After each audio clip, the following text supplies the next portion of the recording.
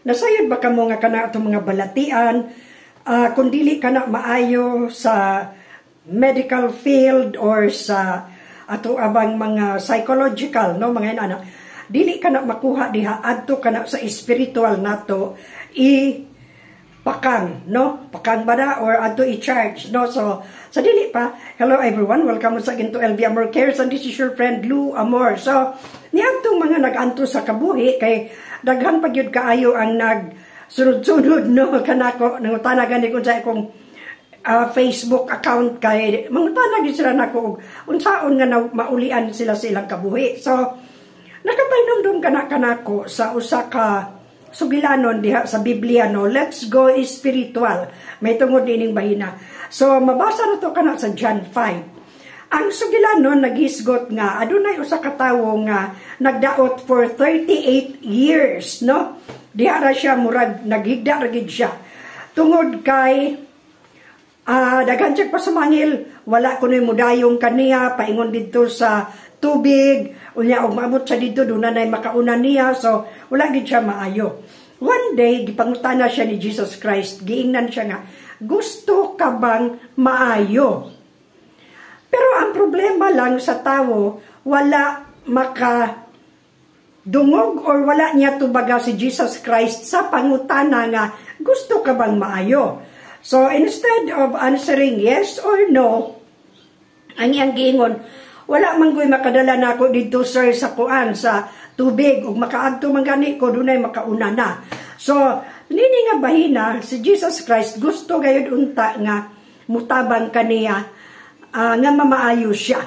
Pero kana man kung wala niya tubaga, iyang rubag lain ang iyang gikuan, sayo naman tubangutan na yes or no, no? So, tingali may tabukod kanato nga atong gipangbati nga mga balatian, mga kabuhi or whatever, tingali nangutana ang atong Ginoo kanato, gusto ka bang maayo?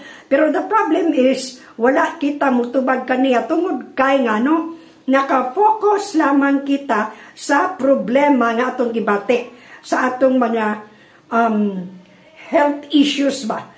Instead of focusing to Jesus, nakita nga, gikabuhi ko, lain na po akong ginawa, lain na on sa puni. Ang dapat gidun taday, anak, dili na to paminawon ka na, maminaw kita sa istorya sa itong Ginoo. So, maukad to nga, ang tao, lain man ang gitubag, miingon si Jesus Christ nga, bakod diha, pasana ang imo ang higdaanan o lakaw. So, niadto nga higayuna, hintuman pud siya. Hingbakod siya, iyang pasaan ang iyang higdaanan ug milakaw siya. And then, wala na niya makita si Jesus ug moto nga ang mga tao nahabong kaniya nga nganuman nga nakalakaw ni siya nga gahigda man ni for 38 years, no, dayon. Wala man siya makaila ni Jesus Christ. The problem is, wala siya makadungog, wala pud siya makaila. Wala siya makaila ni Jesus Christ. Mingon lang siya nga, kadtong tawo mo'y nag-ingon kanako nga, bakod, pasana ang imong higdaanan o lumakaw ka. No? So, ang kuan niya, nakafocus siya sa ang balatian, wala siya maminaw sa unsay gisulti ni Jesus Christ o wala pagid siya makaila. Nakaroon ng atong pangutana, nakaila ba yun ka kita sa itong Ginoo? Nakadungog ba ka kita sa ayang pangutana na to nga gusto ka bang maayo? Base o wala lang pareho punta sa tao nga wala lang pud maminaw niya, wala gani makaila kaniya. Ang atong Ginoo kon mudangop lang gyud kita kaniya, naa siya kagahom ni anang healing power, no? Makaayo gid siya kun mo submit lamang kita kaniya truly or thoroughly, tanan gyud, no, kanang hugot bakos gyud nga mo ila kita kaniya, maminaw kita kaniya, no, maulian gayud kita.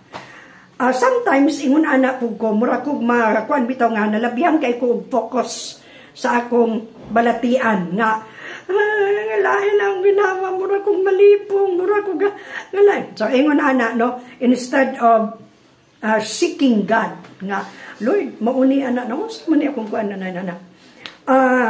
As of now, sa ako na nang na-realize, no, Buto mo, hinay-hinay biyang nawala ang ako ang gibati nga mga kabuhi, anxiety, mga worry, mga fear, inana. Tungod kay wala ka na sa attribute sa atong Ginoo nga mabala ka o maguol or whatever. Ato lamang i-focus ang atong nauna dito kaniya. Maminaw kita kaniya, nya mutuo kita kaniya nga maulian og maayo gyud kita. Daghang mga guidelines man good pud diha. The problem with us is dili ta kahibalo maminaw or mabuhat sa mga don'ts o mga do's, no? Kung madto kitang doktor, di man ta, magbuot man ta. May unang doktor nga, ayaw mong kaon o minantikaan, ayaw mong kaon o mga fatty, mga oily, mga halang, mga kanang mga dunay salad, kanang mga tamis maron, ayaw mong kaon anang mga seafoods, mga citrus, mga kuan, tubig. Di man ta mo patuo. Ang atong gibuhat, the opposite, no?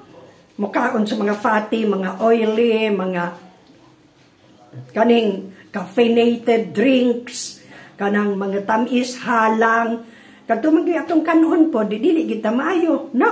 So, kinahanglan ka ng atong mga balatian nga, in complete control, complete submission sa ginadili.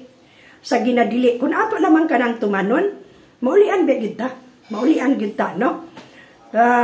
Kuan lang po, kanang na ang kada medicine nga atong imnon, take it by faith in God, nga makaayo ni Lord, maayo gyud ko ani Lord, maayo gyud ko ani, no? Lately,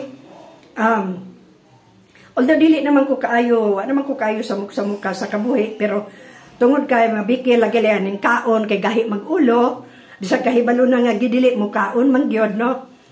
Nakabati ko aning or nakakita ko aning mga kanibitang gi-endorse, no? Sa usa ka batikan nga doktor, sa usa ka ilado kay nga doktor, nga usa ka produkto, no? So, gapo ko, unsa ka ni Lord, no? Ako ni sulayan, and I will take it by faith, nga maulian ko ani, dili na ko mubati ni ini nga kuan. Sumoto nga, ni-order ko. And, kuan pa lang ko kaadlaw, nag-inom 3 kaadlaw. Abi ninyo, na okay ba akong paminaw? Na okay ba ya? Tungod kay, ako kanang giampuan, unya, akong gituuhan nga maulian ko, maayo ko. No? So, ingon anak. So, ang ako pong ikakuan po ninyo karon, try it, no? Try it. Dayon, dalang ampo. Dalang pangamuyo sa Ginoo nga, maulian gayud kita, no? So, maulang ka na ang ato karon, atong gibasi ang ato ang discussion karon may tungod sa kabuhi, sa experience niya itong tawo sa John 5. Let's go spiritual. I-spiritual na gid mo nako tungod kay murag daghan na gid kaayo ang gakuan nako nga muni among gibati muna usahay ingnon nako nga kuan man kanang galuag naman ko paluag man ko sa mga sina mo man lang gihapon. Well, daghan kayo ang causes ni ana, dili lang kay kanarang paluag sa sinina, no? Daghan kaayo. So, muna kadto ang akong i-share kaninyo karon. Let's go spiritual. Go back to the Bible, looking unto Jesus, the author and finisher of our faith. No, so, mao kada karon ang atong sharing. Have a good and godly day, everyone, and you and I will be healed by the grace of God. So, bye for now. Hantod sa sunod.